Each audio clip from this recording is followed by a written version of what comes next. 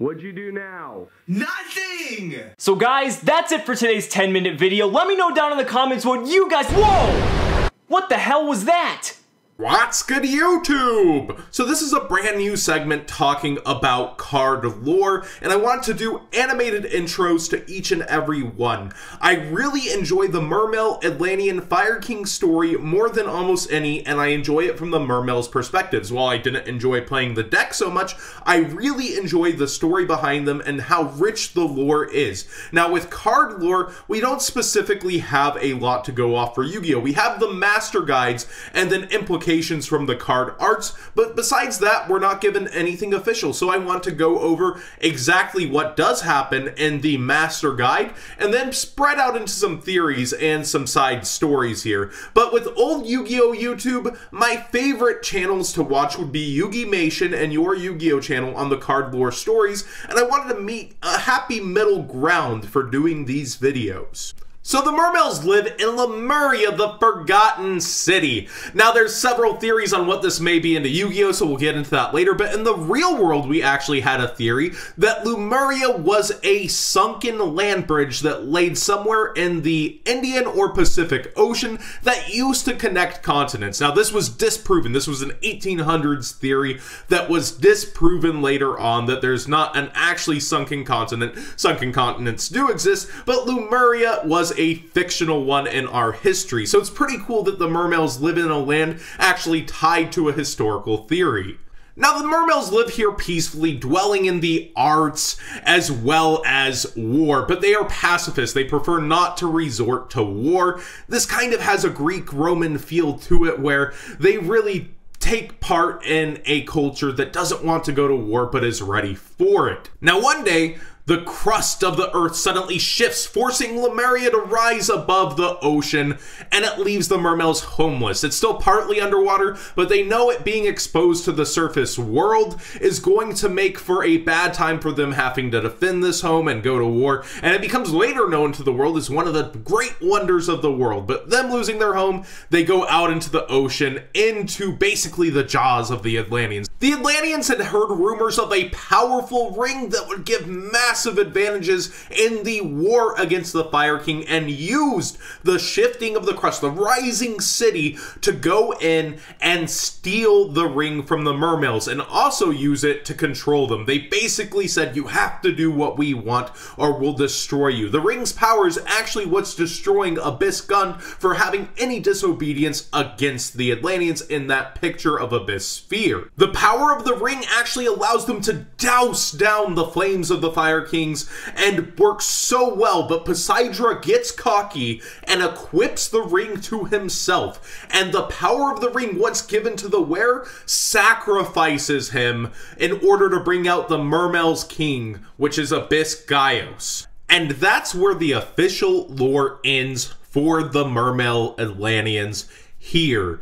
Now, the Atlanteans do continue on later with the Phantasm Spiral archetype, and it's really unclear where this happens. It may happen before the Mermails, where they are forcing Phantasm Spiral Dragon into facing the Fire Kings with its renewed vigor and amazing powers, but it may also be beforehand. We only see part of the Atlantean army antagonizing him, so it does seem to be less of them, but we don't know this for sure, where it is in the timeline, before Mermails or after. Also, we have Neptabyss and our new Mermail, Abyss Alacia.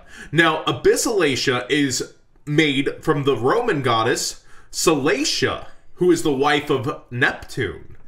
Now, Neptabyss, Neptune, see where we're going, but what's really odd here is that Abyss Gaios is based off the Greek god Poseidon, and his wife is based off of Amphitrite, who is the wife of Poseidon.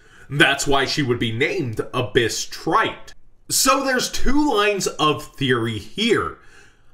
Neptabyss could be a younger Abyss Gaios, or a general who turned from the Atlanteans to the Mermails.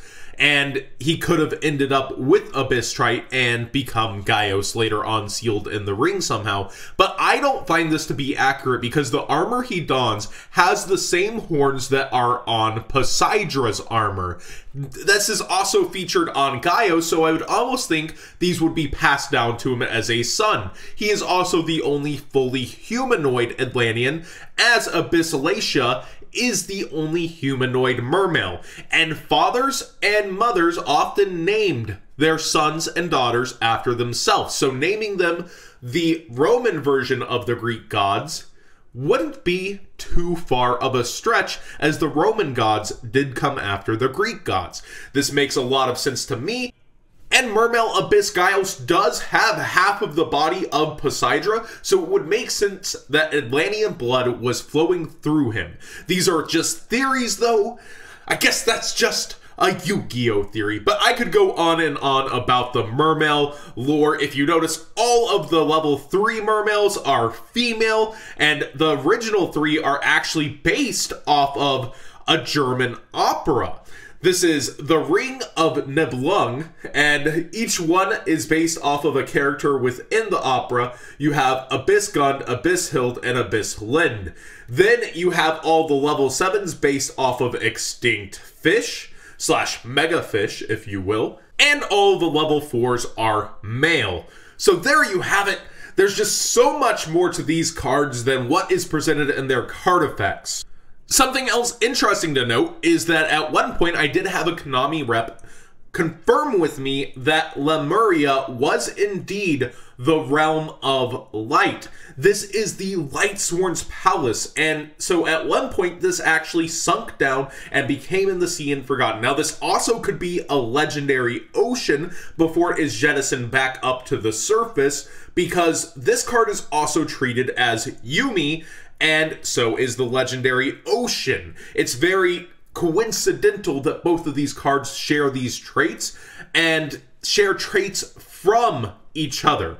I know I have a long way to go in terms of presentation with these videos, but if you'd like to see more of them, give it a thumbs up and let me know down in the comment section below what kind of lore videos you would like to see in the future in this presentation, with a bit of animation, a bit of in-depth explanation, and then the comment section for you guys to talk about what you love about this deck and maybe other archetypes you'd love to see. Also support me on Patreon. These take a long time to make, so if you'd like to see this series specifically, sign up on there and let me know what you would like to see done with it. Thanks for watching, everybody.